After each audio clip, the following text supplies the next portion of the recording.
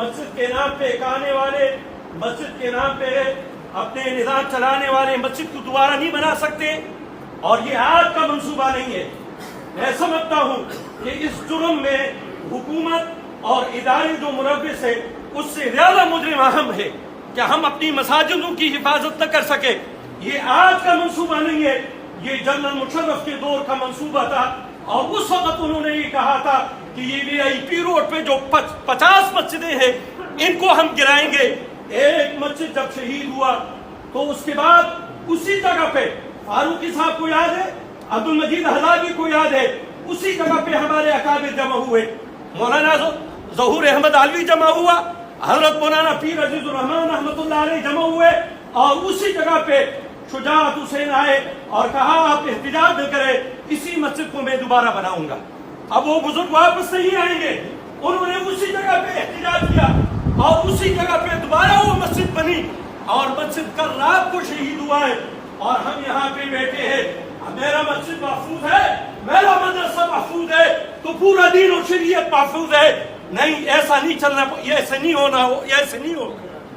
میں جامعہ اسلامیہ کی میٹنگ میں مولانا عبدالسلام صاحب کو یاد ہوگا، جب مولانا عتیق الرحمان کے بھائی کے حوالے سے میٹنگ تھی، میں نے وہاں پہ یہ کہا تھا کہ پرانا ایئرپورٹ کے قریب ایک مسجد ان بدبختوں نے اس کو گرایا ہے۔ میں اکابر سے میرے گاؤں میں ہاتھ جوڑ کر کے آپ کو کہتا ہوں، مسجد کے تحفظ کے لیے کھڑے ہو جائے۔ اس جگہ پہ ایک جنرل کے لیے پارک بننا تھا، اس کے لیے مسجد کو گرایا۔ انہوں نے کہا جی ہم آپ کے ساتھ ہیں، ہم آپ کے ساتھ ہیں۔ کمیٹی بنائی گئی، یہ کمیٹی آپ کے ساتھ کھڑی ہوگی۔ اس مسجد پہ آپ حضرات نے چشم پوشی کی، ان کو پھر یہ جرت ہوا۔ ابھی اگر آپ نہیں اٹھیں گے، میں آپ کو کہنا چاہتا ہوں، اگر آپ نہیں اٹھیں گے، نہ کسی مدرسہ بچے گا اسلام آباد میں، نہ کسی کی مسجد بچے گی، نہ مدرسہ بچے گا۔ ایک اور گزارش کرتا ہوا جاؤں، وہ یہ ہے کہ جب بڑا شخصیات گرفتار ہوتا ہے تو سب جمع ہو جاتے ہیں، جو چھوٹے مولوی پہ مسئلہ آتا ہے سب خاموش ہو جاتے ہیں۔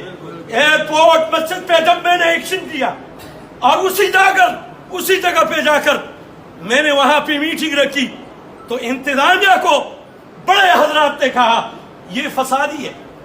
ایک مولوی صاحب ذمہ دار جو یہاں پہ بیٹھا ہے، 60 سال پرانی مسجد تھی، اس کو بدبختوں نے گرایا۔ تو ایک مولوی صاحب نے دوسرے کے کان میں کہا یہ فسادی ہے، اور پھر انتظامیہ کو کہا کہ اس کو لگام دو۔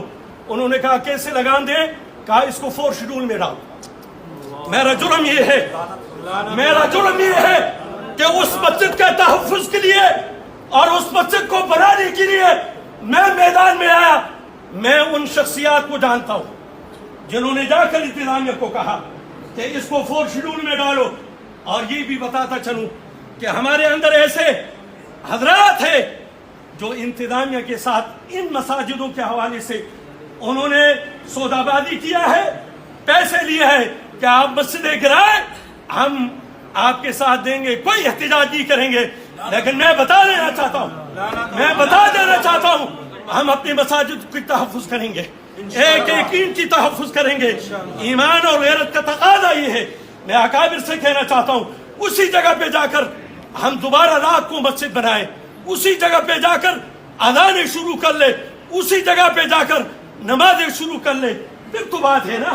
اکابر میدان میں آئے، اکابر نے مسجدیں بنائی، ہم یہاں پہ میٹنگ کر رہے ہیں، میرے سمجھ میں نہیں آ رہی کیا مسئلہ ہے۔